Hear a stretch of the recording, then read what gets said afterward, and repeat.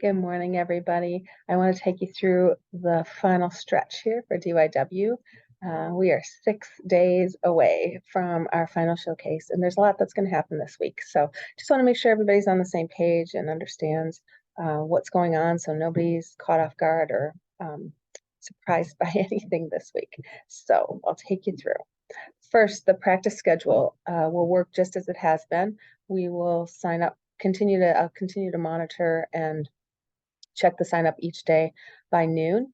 And if we have at least 3 participants signed up for the practice, that practice will be a go. So I'll send out an email and let the girls know if it's on. Right now, we have at least 3 girls signed up for every day of practice this week. So I anticipate that it will probably be a go each day. But just in case, double check. The Sign Up Genius is linked here, and I'll share this presentation as well so that you have all the hyperlinks. All right. If none of these times work out for you, maybe you got a sport after school or something, feel free to come into Lancer Block if you're a Central student, or just reach out to me with any questions that you might have getting ready to go for this final week. The other thing that we're doing is a short presentation video for the start of the program. A lot of times programs will have the girls walk out in their self-expression dresses at the start of the program as just kind of an introduction because everybody wants to see their daughter on stage right away. And so I found that it's a little bit cumbersome, especially for girls that have maybe a complicated talent costume that they're trying to get into. So rather than doing that, we do a short video where each girl is highlighted or showcased right at the start of the program. So just come into my classroom, we'll do a quick video. And this is all you say. My name is so-and-so, I'm participant number whatever, my talent will be, and then what it is. Then just a slight addition this year, we're going to do a fun fact. So think about something quirky, fun, something that wouldn't have come up in any other way throughout the process that you want to share. For clothing for fitness, everybody should have their t-shirt by now. If you haven't, it is in my classroom ready to go for you. You need to wear the fitness t-shirt with your name on it.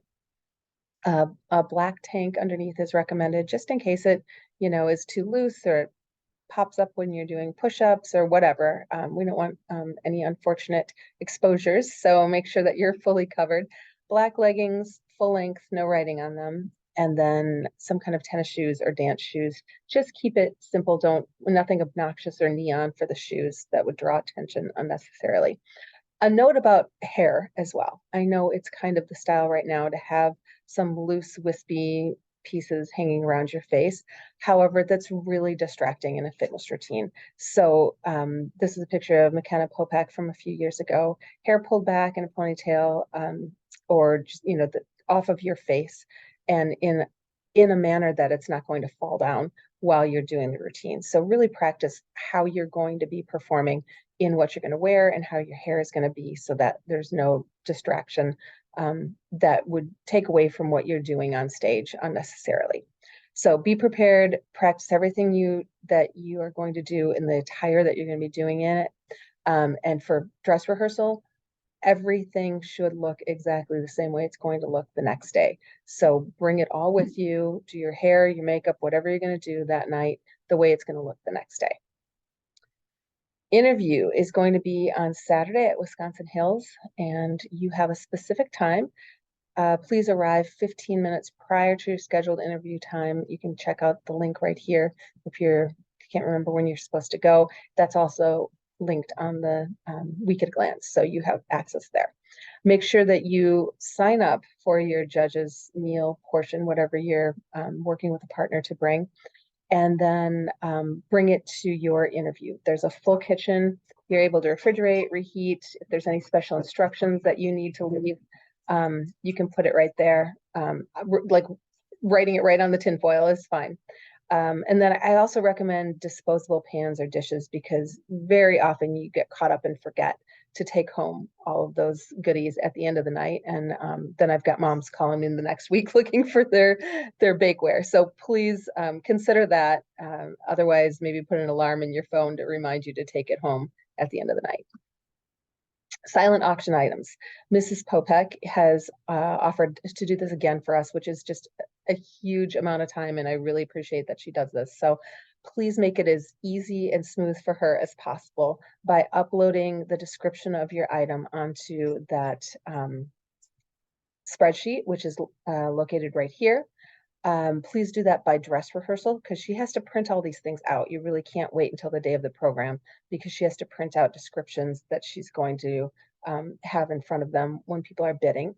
There's also last year's descriptions. So if you're kind of struggling for how do I word this, you can take a look at those. And then make sure you let your friends and family know that there's going to be a silent auction so that they're prepared to bid on it. We will accept cash or check for payment for silent auctions. Fundraising. Again, there are many different ways to fundraise. We've done the Lou Malnati's fundraiser. We have program book ads that you can sell to both your family, your friends, businesses. Star card names, that's just a simple list of anybody who has donated money on your behalf. And so it could be $1, it could be $5, it could be more than that.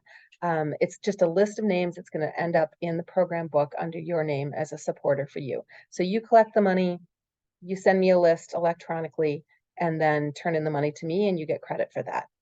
The sale of the silent auction item also goes towards your fundraising. It's the sale price, not the estimated value price. It's very unusual that somebody will pay full price for something in a silent auction. So kind of be prepared for that. And then the ticket sales, tickets sold by 8 a.m. on Wednesday of this week will go toward this year's collective scholarship fund. So I'm not going to track individually. That would be impossible for me to do. And so that money will all go towards scholarship. Anything that is sold by Wednesday morning at 8 a.m., I will attribute to this year's scholarship fund. Anything sold after Wednesday at 8 a.m. is going to benefit the class of 2025. So if you want your friends and family to support your scholarships, I really encourage them to buy their tickets before Wednesday morning. The incentives you get for $250 that you raise through program book ads or any of these various means of raising money, you get a $50 award. And for $500 raised, you would get a $100 award.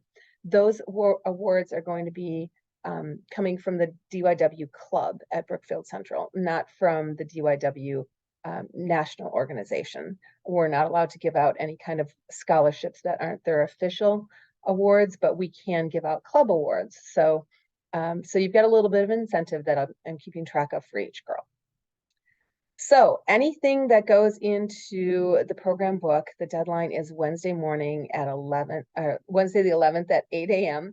And that is because I actually have to print off the program book, and I can't do that until I know exactly how much money we have and how much I can attribute to any various types of awards. And so I really need to have everything in by Wednesday morning so I have time to run it off and not be stressed out about it, not going to getting it all printed in time. So it includes business ads, family ads, and star cards lists. That's what I need from you by Wednesday morning. Ticket sales. All ticket sales are going to be sold through GoFan this year. It's on this fancy QR code. They are $12 and they're available both face-to-face or we also have a live stream event. So if you've got family members that maybe don't live locally and would still like to watch the program live, they can also buy a ticket, and I will send a link on the email that they provide so that they can watch it live. The final showcase is January 14th at 7 p.m. We will have a live audience. We're not worried about and in danger of exceeding our capacity anyway. It's a very large venue for setting up chairs. Masks are not required. It may seem kind of overkill this year, but just to clear it up, they're not going to be required of the audience members, but it is a large space. And so if somebody wants to social distance, they certainly could do that. And then masks will not be required of the judges either. So after the awards, I would like all of the girls to come into the music room that we're using for the dressing room, and we'll do a presentation of our DYW Club Scholarship Awards, the Fundraising Awards, and also the Best Chef Award. And also, if you have not yet signed up for that Best Chef or for the dinner portion, please do that right away so that we can have a plan for feeding the judges next weekend. At that point, I'll also collect the felt number. You'll be getting a little felt number that you'll wear at all times on stage except during your talent. And then we're just going to tidy it up, remove all signs of DYW from the room so that they will welcome us back again next year. And then collect any serving dishes, et cetera, from the judges' room before you actually leave Wisconsin Hills. So on Wednesday after the program, we're not going to do it on Monday because we don't have school, which is awesome. And I have a conflict on Tuesday. So on Wednesday after the program, I would like for you to come either during Lancer block or after school, just to briefly take some time to express some gratitude and write some thank you notes for everybody who has supported you through the program. I think that's an important component. We've spent a lot of time in preparation. I think as a society, we probably should focus a little bit more on the gratitude aspect after the event has finished. So that's what we'll be doing. That's just a quick rundown. If you have any questions about anything, please feel free to reach out to me. I'm happy to help. And I'm really looking forward to this very, very exciting and special week. So that is what I know. And I look forward to hearing from all of you this week, seeing you all, seeing what the talents look like. Also, please take a look at the email that I sent about the talent guidelines, because I did have a crazy stress dream last night about people going rogue on what they were doing for talent. So there are some very specific guidelines that I think everybody is within the parameters, but I just want to make sure, in case you have something up your sleeve that I wasn't aware of, please take a look at that email and just make sure that we aren't going to be in for any surprises. The biggest thing probably that I would be concerned about right now is whether or not your talent exceeds 90 seconds. That is a very, very strict, hard cutoff at 90 seconds. There will be multiple people in the audience with a stopwatch, making sure that you do not exceed 90 seconds on the actual program date. And if you do exceed 90 seconds, you will not receive any points at all for the talent category, which means that you would have absolutely no chance of being selected as the representative. So please make sure that your talent is less than 90 seconds. All right, that is what I know. So reach out if you have any questions whatsoever, and have a great week.